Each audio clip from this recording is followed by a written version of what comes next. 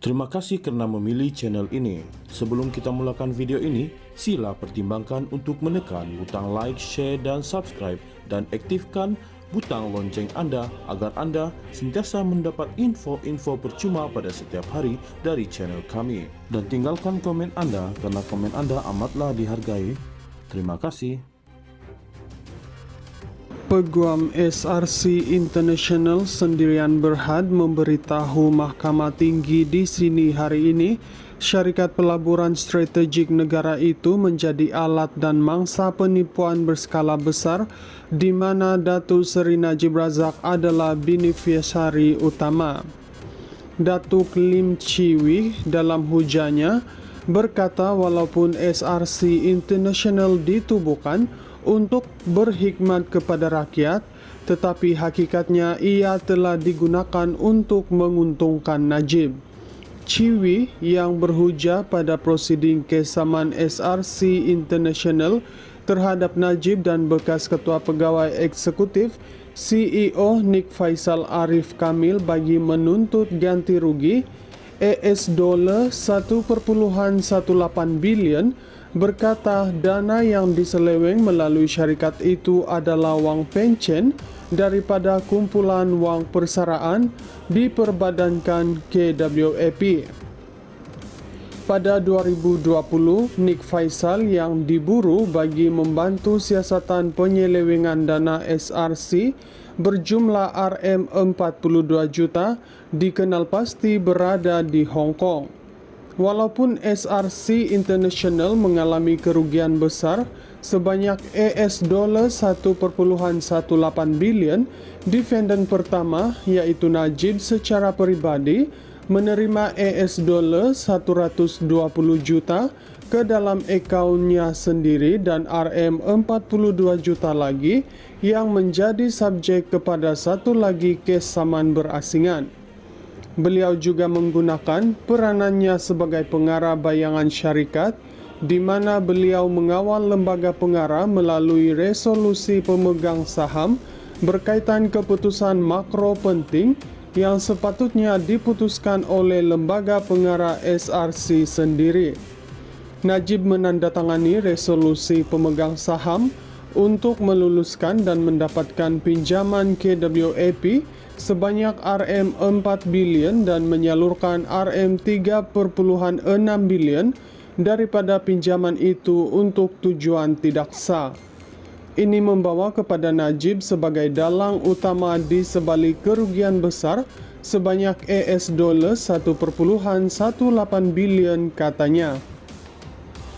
Pengarah bayangan merujuk kepada sekarang individu yang walaupun tidak dilantik secara rasmi sebagai pengarah syarikat, mempunyai pengaruh yang signifikan ke atas lembaga pengarah syarikat dan keputusannya.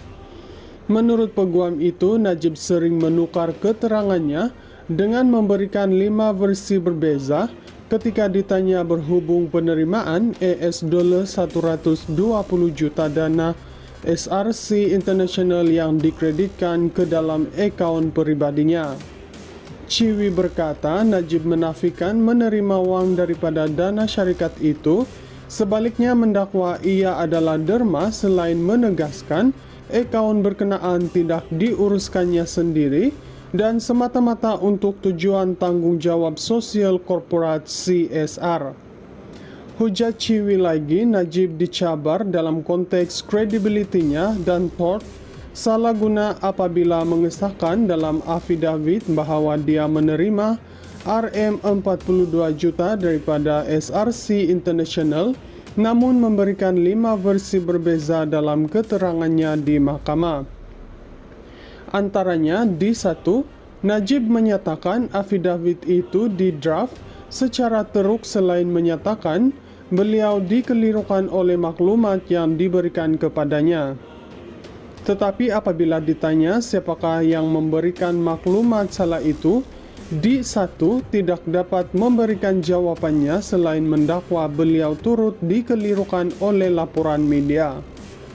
Jika ia benar sekalipun, ini mencerminkan sikap cuai seorang Perdana Menteri ketika itu yang bergantung secara melulu kepada ulasan awam yang tidak disahkan di media sosial mengapa Rm42 juta telah dimasukkan ke dalam akaun pribadinya, katanya.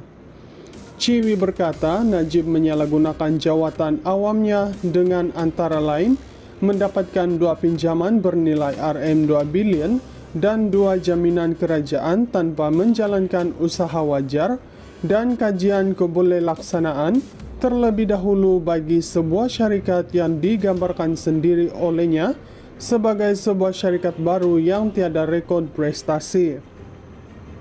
Beliau berkata pinjaman itu sudah mengalami kegagalan bayaran balik yang cuba disembunyikan oleh Najib dengan meluluskan beberapa pinjaman jangka pendek kepada SRC untuk mengelakkan kegagalan bayaran tanpa sebarang siasatan terhadap keupayaan untuk membayar balik.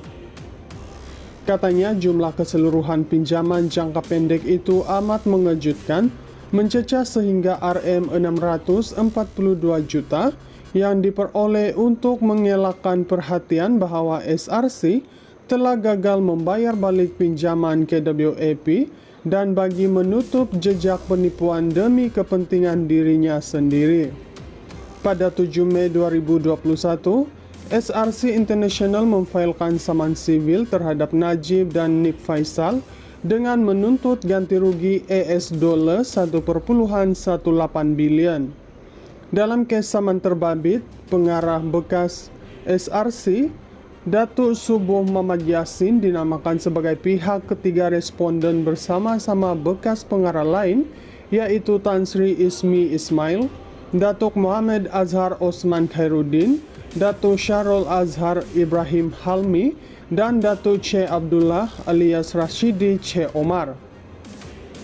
SRC mendakwa kedua-dua defendant bersubahat dan melakukan pecah amanah, dan Najib turut didakwa menyalahgunakan kuasanya dan memperoleh ganjaran pribadi daripada dana SRC selain menyeleweng dana itu. Ia memohon perisytiharan semua defendant bertanggung jawab untuk membayar kerugian dana pelaburan itu akibat penggunaan jumlah pinjaman terbabit.